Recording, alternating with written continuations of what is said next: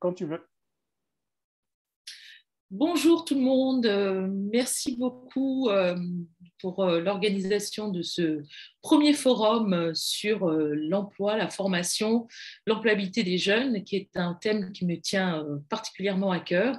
Donc moi, je suis Kadia Moisson, je suis la présidente d'une association qui s'appelle Audacity for Africa, qui est présente en Guinée-Conakry et également qui dispose d'une antenne en France. Audacity for Africa, c'est une ONG qui fait la promotion des valeurs d'éducation, qui met en valeur l'entrepreneuriat au féminin et qui apporte son soutien à tous les sujets autour de la formation professionnelle.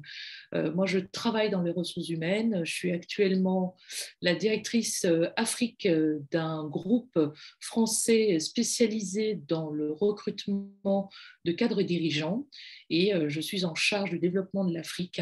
Donc, le sujet qui est proposé aujourd'hui est un sujet qui me parle. Donc, je remercie beaucoup Dimitri, Léa Nguessan et plus particulièrement le parrain de cet événement, Monsieur Mossadegh Bailly, qui est le patron des hôtels Azalée, de nous accompagner sur ce projet parce que nous savons tous qu'aujourd'hui, l'Afrique qui dispose d'un gisement de talent et surtout d'une population de jeunes assez importante a de vrais défis à relever, notamment le défi de l'emploi des jeunes et comment arriver à faire en sorte que tous ces jeunes aillent sur le marché du travail et que ne cherchent pas et ne se...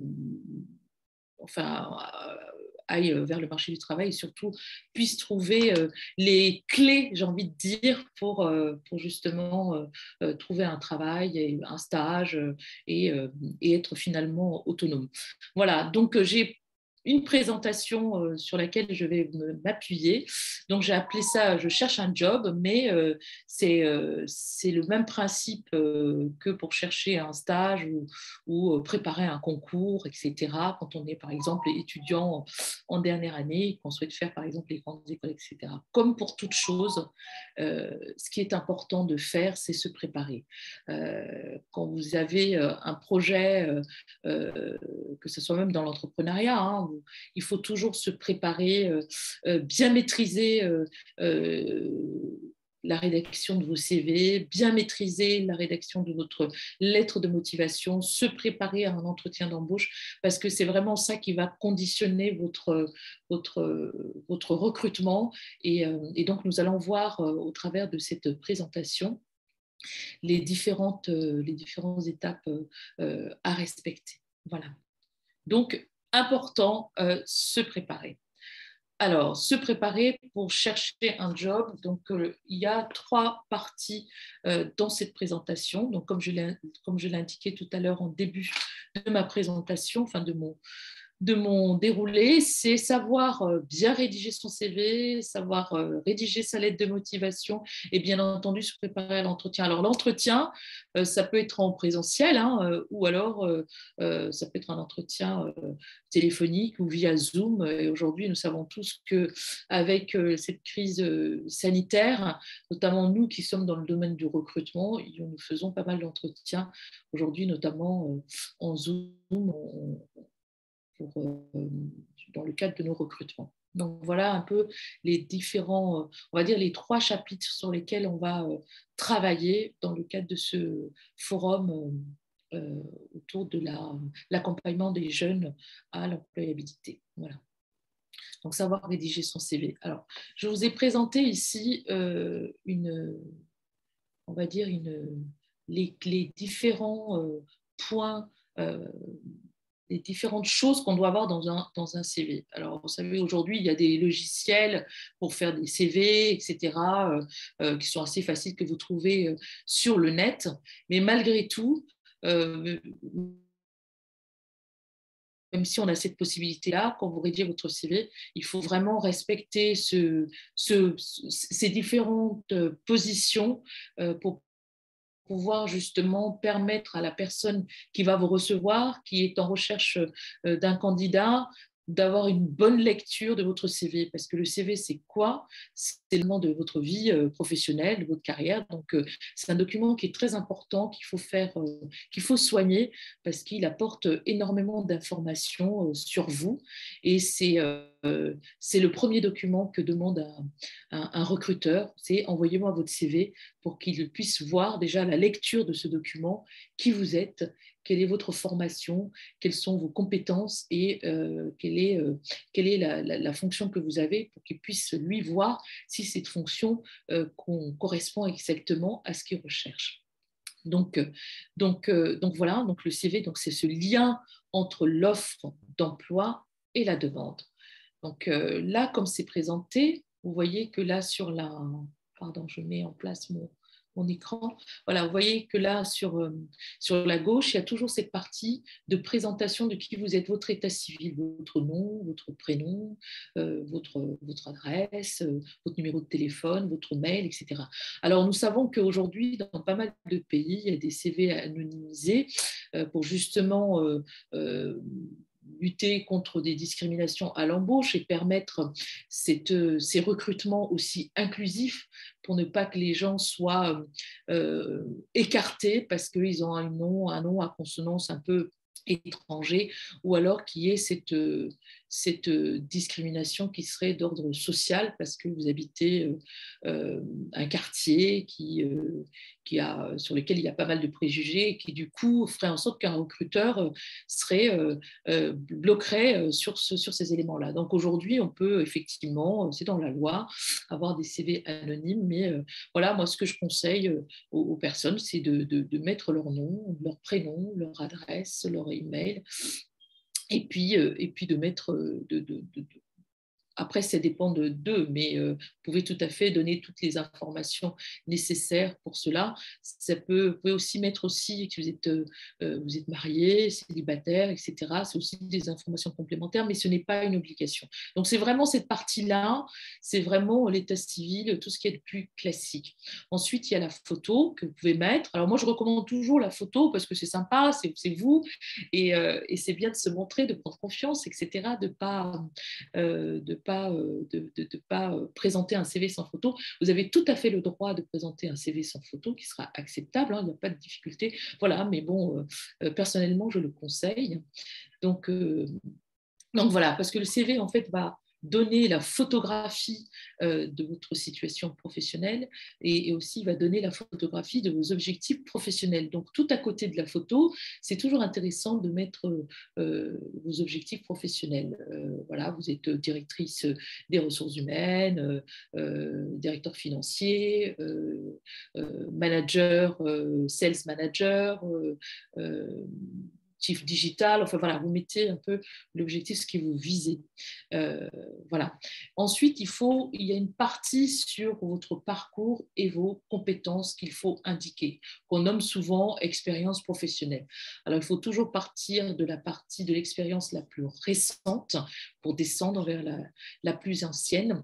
Et ce que je vous conseille quand vous détaillez ces parcours et ces compétences que vous avez acquises tout au long de votre parcours, c'est vraiment mettre l'année, l'année, les fonctions que vous avez occupées, mettre des informations sur le type de l'entreprise dans laquelle vous avez travaillé, c'était une entreprise de service, une entreprise dans l'industrie, etc. Donc, vous pouvez préciser aussi le nombre de salariés qu'il y a dans cette entreprise.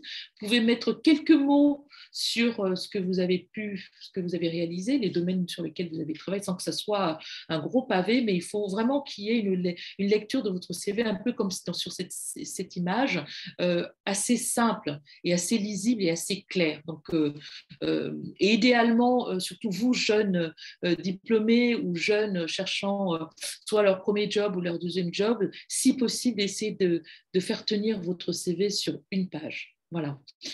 Et ensuite, vous avez une partie sur vos compétences, sur votre formation, qui peut être scolaire, c'est-à-dire le diplôme que vous avez pu avoir. Alors, c'est toujours intéressant de mettre le bac.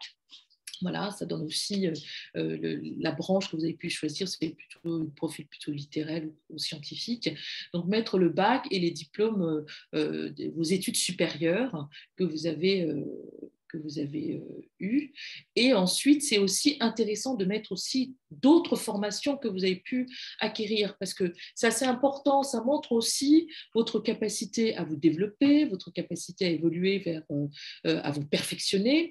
Donc, et surtout quand ces formations, ces certificats sont en lien avec l'activité ou l'offre d'emploi, c'est toujours bon de les mettre parce que ça vous valorise et ça montre aussi voilà, au-delà de votre formation académique, vous êtes aussi capable de vous former, de vous perfectionner, de vous mettre à la page, notamment sur on va dire les outils technologiques. C'est toujours un plus sur votre CV. Mais ayez toujours à l'esprit et dans votre ne pas l'oublier qu'il faut toujours que ça soit orienté par rapport à l'offre. Parce que le candidat ou même le recruteur, l'entreprise qui cherche, c'est vraiment la personne qui va pouvoir répondre à sa demande. Donc ça, il faut être très intelligent là-dessus et faire preuve de perspicacité pour toujours que ce CV soit orienté par rapport à l'offre. D'accord.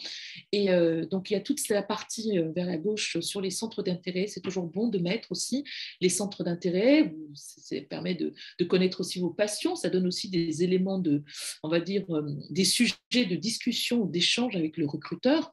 Les centres d'intérêt sont importants.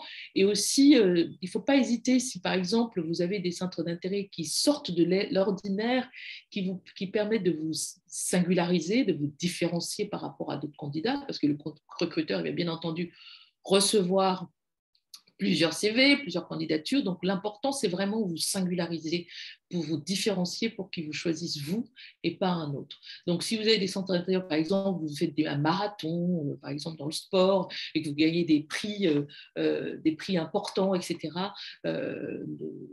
voilà, ne pas hésiter à les mettre, parce que tout ce qui vous permet de vous valoriser, de mettre en avant vos compétences, de faire en sorte que vous allez vous différencier par rapport à d'autres, il faut le mettre. Il ne faut pas mettre des tartines, il ne faut pas mettre tout et n'importe quoi, mais il faut toujours que ça soit assez en lien avec l'offre d'emploi et avec la demande de votre recruteur. Donc voilà pour le CV, qui est un document très, très important, vraiment. Il faut, quand je dis au début qu'il faut se préparer, mais vraiment se préparer, pas juste télécharger quelque chose sur Google. Si vous ne savez pas le faire, n'hésitez pas à vous faire accompagner par un ami, par un frère, qui peut vous aider à bien le rédiger, etc.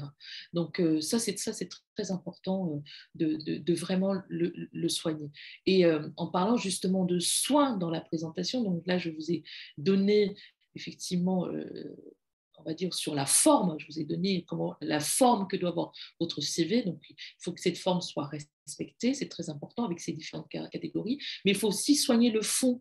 Très important de soigner le fond dans le CV, puisque c'est ça qui va aussi apporter les bonnes informations et qui va donner on va dire des éléments, des références à votre recruteur. Donc, il faut qu'il soit concis, comme je disais tout à l'heure, une page, soigner l'orthographe, qu'il n'y ait pas de photographe, parce que très, très honnêtement, quand un recruteur reçoit un CV, pour avoir un CV au niveau de la forme qui est super, mais s'il voit 3, 4, 5, 6, 7 fautes d'orthographe, même 2, ça peut effectivement le décourager pour aller plus loin et pour vous appeler à un entretien téléphonique ou voilà. Donc, ça peut tout de suite, votre CV peut se retrouver en bas de la pile et ça, c'est un peu dommage.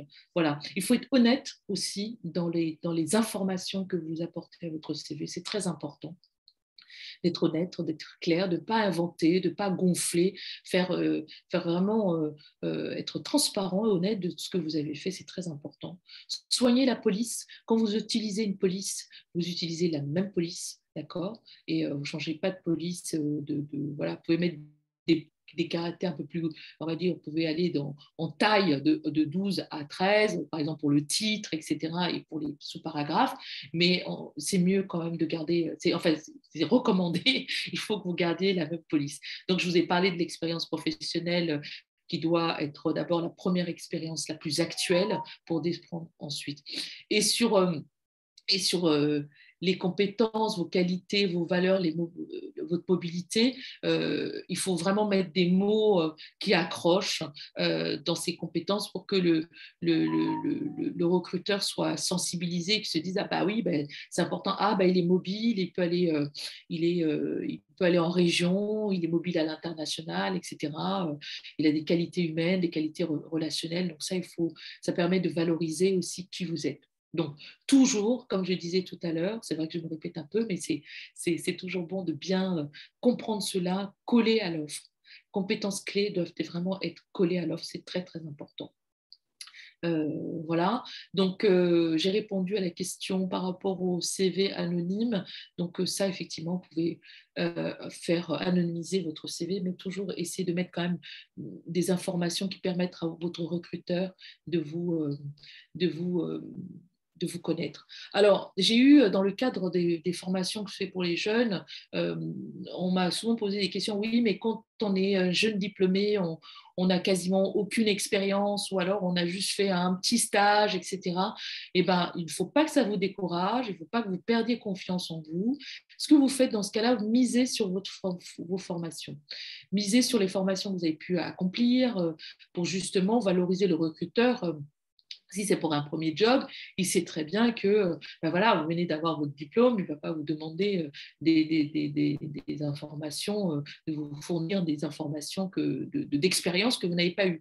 Donc, misez sur vos formations, misez aussi sur tous vos centres d'intérêt, ce que vous avez pu accomplir, que ce soit dans l'univers des ONG, du bénévolat, ce que vous avez pu faire comme travail, comme accompagnement, c'est de l'expérience parce que vous avez travaillé dans une communauté humaine. Donc, tout ce que vous avez pu acquérir, avoir comme expérience, ne pas hésiter à valoriser. Donc voilà un peu on va dire pour le fond qui est important, des choses que l'on veut voir vraiment dans votre CV. Alors maintenant, nous allons passer à la lettre de motivation. La lettre de motivation, elle est aussi importante. C'est le document qui va accompagner le CV. Souvent, moi j'entends des jeunes qui me disent oui, mais si je fais juste un mail, je fais un mail, je rédige un mail que j'envoie au recruteur avec mon CV. Mais je pense que c'est toujours bien parce que ici, tous ceux qui vont écouter ce forum où vont passer pas mal d'experts, que ce soit en recrutement ou sur d'autres univers, je pense que c'est important que vous ayez aussi des clés et des choses à savoir quand vous vous présentez à un recruteur. Donc, ce que je vous conseille vraiment, c'est rédiger une lettre de motivation, c'est faire le mail s'il faut effectivement répondre à l'annonce par mail, etc.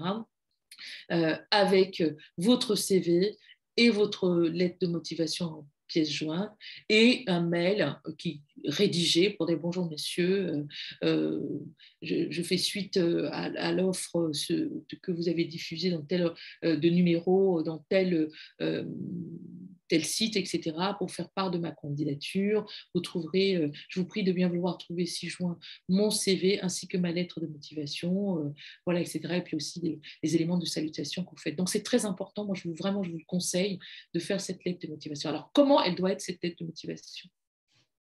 Voilà, comme vous le savez, je vous ai mis une petite photo de comment, au niveau de la forme, doit être une lettre de motivation. Alors, c'est une lettre classique avec votre nom, prénom, adresse, numéro de téléphone, mail, la personne à qui vous l'adressez. S'il y a des éléments d'information sur le numéro de l'annonce, etc., ou l'identification de l'annonce, vous n'hésitez pas à le mettre en objet. Si il est précisé la personne à qui ça s'adresse, vous n'hésitez pas à le faire. Vous mettez bien sûr la date et puis, puis vous essayez vraiment de faire votre lettre sur une page, qu'elle soit concise et pas de faute d'orthographe bien entendu, que vous soignez là encore la police et qu'elle soit tout à fait honnête par rapport à ce que vous allez y écrire. En général, il y a 4 paragraphes dans les lettres de motivation.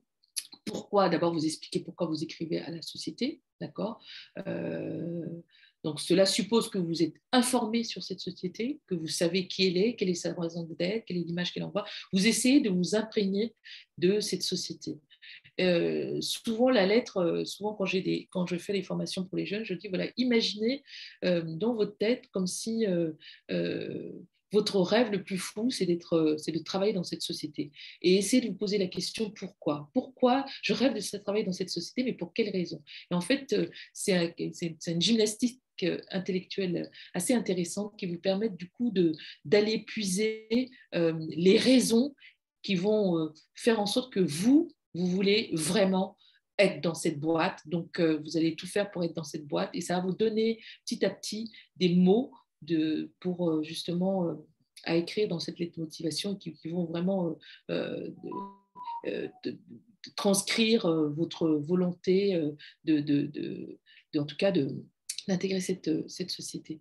Donc, dire pourquoi vous écrivez à cette société, valoriser vos qualités, valoriser vos compétences, toujours en lien avec le job, ne jamais le perdre de vue, parce que le but finalement, c'est d'accrocher pour obtenir un entretien. La lettre de motivation, son importance, elle est là. C'est vraiment accrocher le recruteur, outre avec le CV bien entendu, mais aussi finalement avec ce complément d'information qu'est la lettre de motivation pour que le recruteur vous appelle et qu'il vous propose un entretien. Donc c'est vraiment ça le but. Ce qui est important aussi dans ce processus de recrutement, de préparation, j'ai envie de dire, de trouver un job, un stage, c'est vraiment de soigner votre e-réputation. Ça, j'insiste beaucoup au niveau des jeunes, parce qu'avec les nouvelles technologies, les réseaux sociaux, etc., on est sur TikTok, sur Twitter, enfin, sur Facebook, sur Instagram, etc. Donc, soignez votre e-réputation parce que aujourd'hui, c'est vrai, les recruteurs, quand ils recrutent, pour eux, ils sont dans leur intérêt, ils veulent trouver la bonne personne, etc. Donc, certains vont aller voir qui vous êtes, etc., sur les réseaux sociaux, etc. Bon, voilà.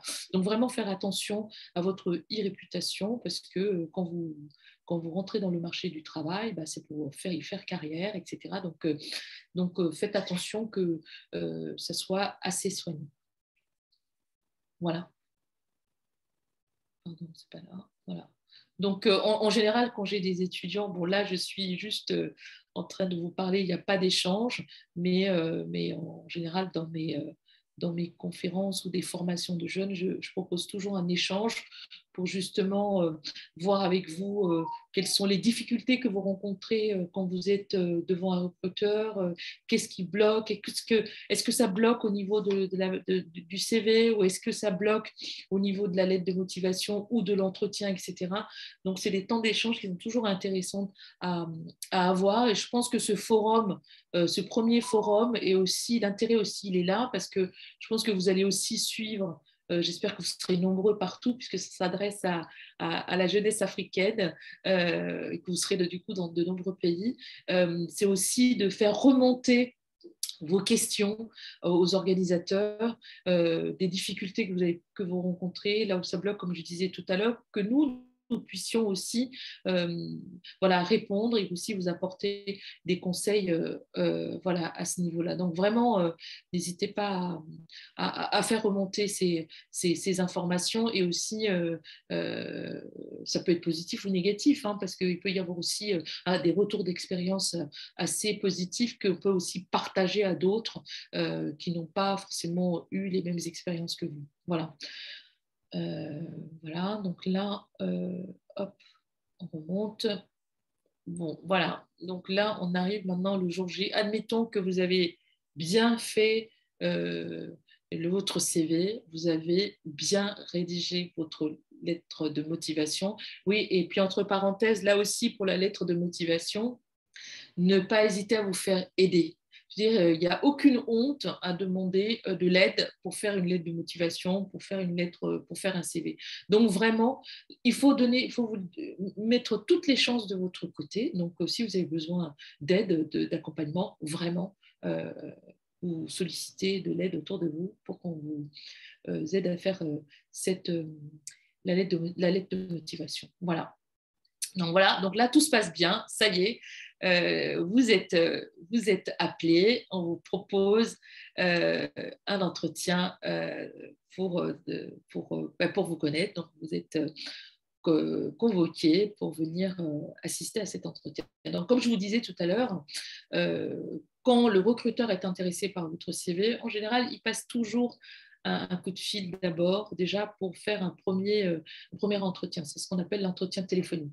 L'entretien téléphonique, même si vous ne voyez pas la personne, c'est vous sentez, vous pouvez sentir déjà la personne que vous avez à l'autre bout du fil, etc., par rapport à la tonalité de sa voix, par rapport à la manière dont il s'exprime, par rapport à la manière dont il se présente, etc. Donc, c'est très important de soigner. Donc, quand vous avez votre rendez-vous, donc préparez-vous, même s'il s'agit d'un entretien téléphonique, etc. Donc, préparez-vous. Et pareil pour l'entretien en présentiel, c'est toujours aussi une préparation à ce niveau-là.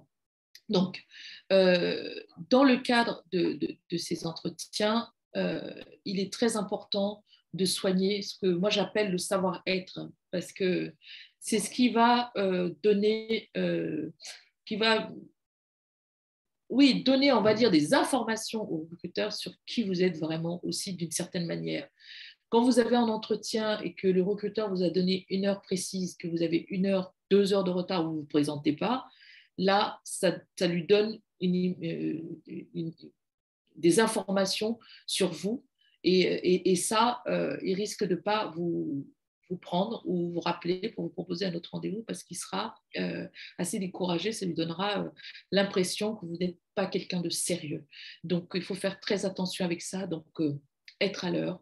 Et quand vous êtes en présentiel pour un entretien, soignez votre tenue, arrivez avec une tenue professionnelle, correcte. Il ne s'agit pas forcément de se mettre en costard-cravate, mais ayez une tenue appropriée pour un entretien d'embauche, bien sûr. Parce que tous ces éléments-là, ce sont des langages corporels, des informations qui apportent, qui donnent des signaux à votre recruteur. Voilà.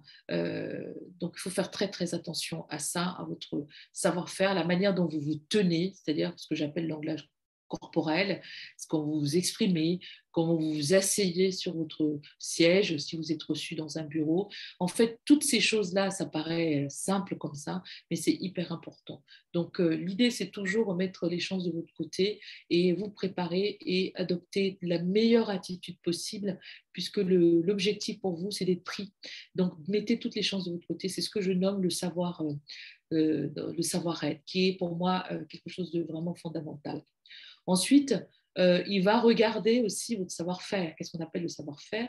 Vous les avez déjà détaillés dans votre CV, vous les avez détaillés dans votre lettre de motivation, c'est vos compétences clés qui vont bénéficier en fait à l'entreprise. Le recruteur, il est là pour trouver la bonne personne en fonction du besoin spécifique qu'il a. Donc, il va regarder ces compétences clés que vous avez qui vont le servir. Il va regarder vos points forts aussi. D'accord? Donc ça, c'est des choses que vous devez valoriser dans les différents documents que vous présentez, lettre de motivation, CV. D'accord? Si vous avez des faiblesses, etc., ayez toujours à l'esprit que les faiblesses, le jour d'un entretien, il faut que vous arriviez à les transformer en force. Et peut-être même le mot faiblesse, moi j'aime pas trop le mot faiblesse, j'aime bien parler d'axe d'amélioration. Donc même dans votre langage, quand vous êtes à l'entretien, souvent les recruteurs posent des questions sur quels sont vos points forts, le point faible, etc. Vous pouvez toujours essayer de vous appuyer sur comment dirais-je, d'essayer de tourner des faiblesses que vous pouvez avoir en quelque chose de positif, ou alors dire, voilà, effectivement, ça peut être une petite faiblesse, mais ne pas hésiter à dire, voilà, j'essaie de m'améliorer dans ce sens-là pour progresser, etc. Donc, que ce soit vraiment de vrais axes d'amélioration. Voilà. Donc, autre chose qu'on essaie d'analyser aussi, c'est votre savoir, comment je l'appelle, le savoir évoluer, le savoir se développer. C'est un peu votre plan de carrière, vos ambitions, comment vous vous voyez dans l'entreprise à 5 ans, etc. Ça montre aussi, ça apporte aussi des informations sur votre motivation. Parce que si au moment de l'entretien, vous dit, voilà, vous voyez dans 5 ans, ah ben moi, dans 2 ans, j'aimerais changer de boîte, expérimenter autre chose, le recruteur peut se dire, ah, il est peut-être assez volatile, c'est peut-être pas quelqu'un, parce que le recrutement, ça a un coût, hein, c'est de l'énergie, etc. Et puis, donc, il peut se dire, ah ben, ce jeune homme ou cette jeune fille ne restera peut-être pas longtemps chez moi, donc s'il a un plan de carrière à 2 ans chez moi, donc je vais peut-être pas le prendre, voilà. Donc, il faut vraiment avoir les bons mots, les bons propos pour justement valoriser aussi ce savoir évoluer. Voilà. Parce que quand il dit parlez-moi de vous, le recruteur, hein, c'est souvent la première question qu'il me pose, il va essayer pendant votre discours de cocher toutes ces cases-là. Regardez votre savoir-être, le savoir-faire et vos ambitions, vos plans de carrière, comment vous voyez dans l'avenir. Parce que pour lui, c'est important d'avoir tous ces éléments-là pour se faire finalement une idée sur vous. Donc, c'est très, très important d'avoir ça à l'esprit. Voilà. Et alors ici, dans cette partie, souvent dans les échanges que j'ai avec les jeunes cherchant du travail ou souhaitant se préparer pour des entretiens, je me suis amusée à mettre ici les questions qui reviennent assez souvent dans les entretiens de recrutement, parce que c'est des questions qui sont posées pour justement toujours à chaque fois analyser le candidat, le comprendre qui il est, vérifier ses compétences, voir comment il les exprime, essayer de comprendre comment il a compris l'offre qui était proposée, etc., pour voir s'il est bien aligné avec le besoin de l'entreprise.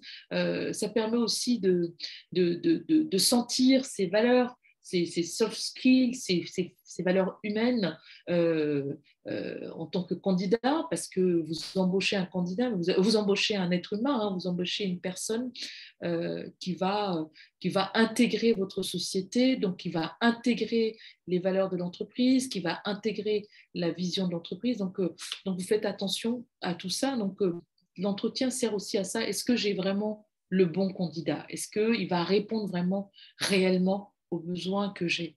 Donc souvent, des questions, c'est on va vous demander d'exposer une expérience, par exemple, que vous avez réussi, par exemple, dont vous êtes fier. Cela permet de voir effectivement les challenges auxquels vous avez été confronté dans une entreprise, par exemple, ou au cours d'un stage, ou au cours d'une action de bénévolat, par exemple, si vous êtes un jeune, tout jeune sorti de l'école.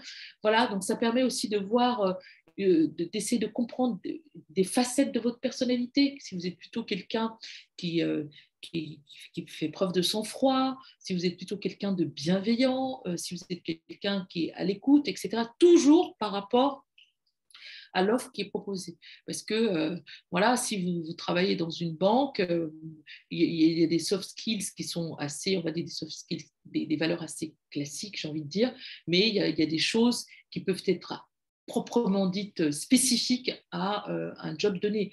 Quand vous êtes avocat, quand vous travaillez dans le milieu juridique, c'est vrai qu'une des qualités importantes, c'est la qualité c'est de discrétion, savoir être discret, savoir préserver la confidentialité, etc.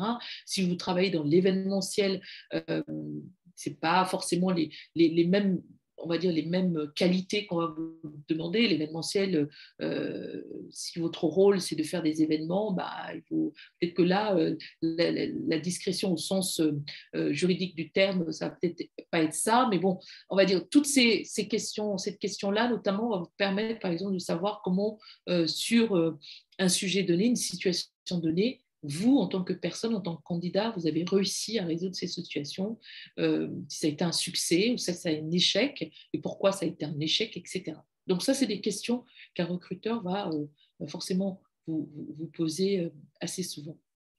Une des questions aussi qui revient aussi, c'est en quoi ce poste à pourvoir vous intéresse-t-il? Voilà. Souvent, c'est des questions qui reviennent parce qu'on veut comprendre votre motivation.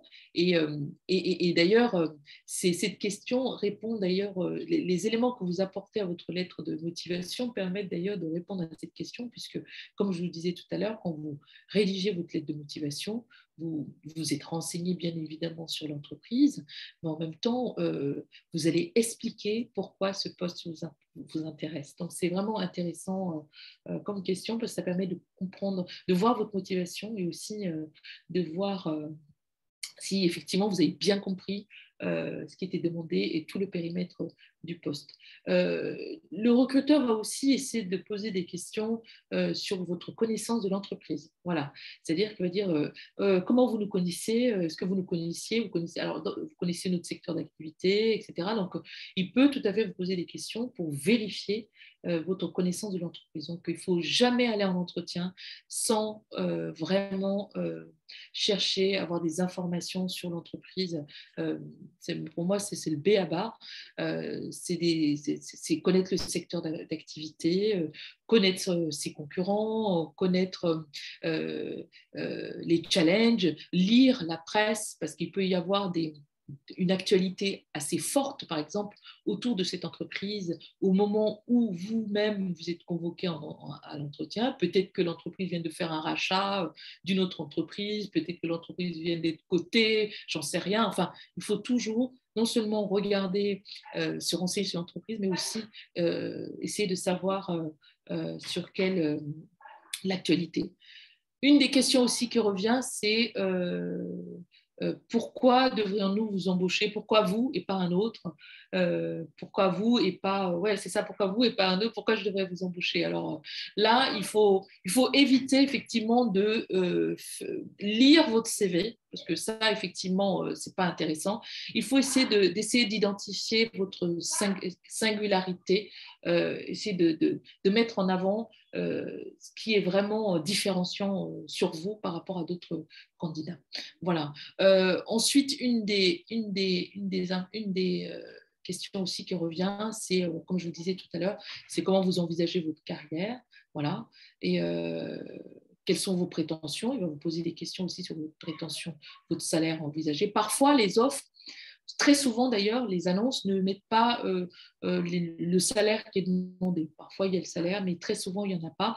Donc, soyez pas gourmand. Essayez de poser peut-être la première question sur quel est si vous ne le savez pas, et peut-être poser-lui la question quelle est la rémunération demandée. Et puis, vous pouvez tout à fait être aussi très simple, humble, en disant que voilà, vous êtes jeune diplômé, vous venez de démarrer votre carrière, enfin, vous rentrez, j'ai envie de dire, sur le marché de l'emploi, vous pouvez dire, ah ben oui, je sais qu'au démarrage, dans certains secteurs, j'ai entendu ça, mais écoutez, voilà, je reste à l'écoute de ce que vous me proposez.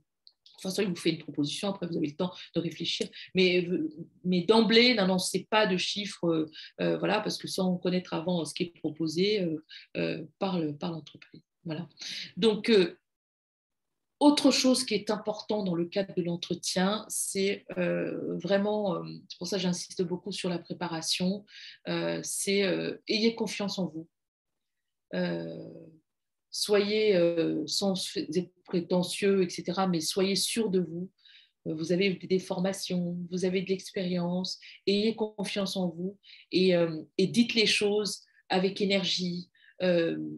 Analysez bien la description de poste qui est proposée pour à chaque fois répondre en ciblant sur le besoin, hein, pour que le recruteur comprenne que vous avez bien compris.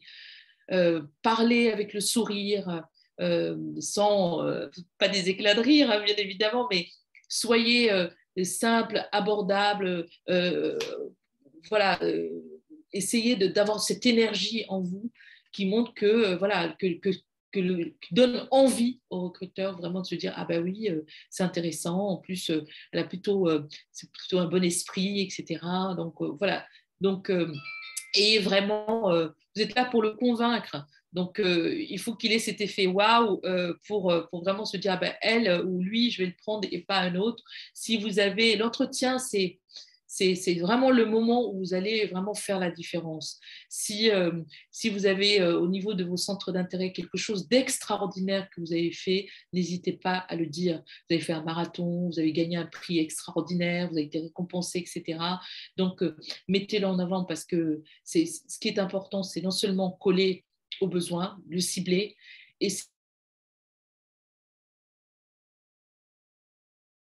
d'orienter toute votre conversation par rapport à cette modalité, vous valoriser pour que vraiment sur des choses intéressantes, pour que le recruteur ait envie vraiment de vous recruter et de vous proposer un autre entretien pour rencontrer une autre personne de l'équipe, etc. Voilà. Donc j'espère que avec tous ces éléments, vous allez trouver votre job idéal. Mais vraiment, c'est une question de préparation et surtout de confiance en vous. Donc moi, ce que je peux vous souhaiter, c'est, euh, c'est ne pas hésiter à nous faire un retour sur les situations que vous avez pu rencontrer dans le cadre de recrutement, etc., pour qu'on puisse, nous, au sein du forum, vous apporter l'information nécessaire. Voilà, mais bon courage à vous et à très bientôt. Au revoir.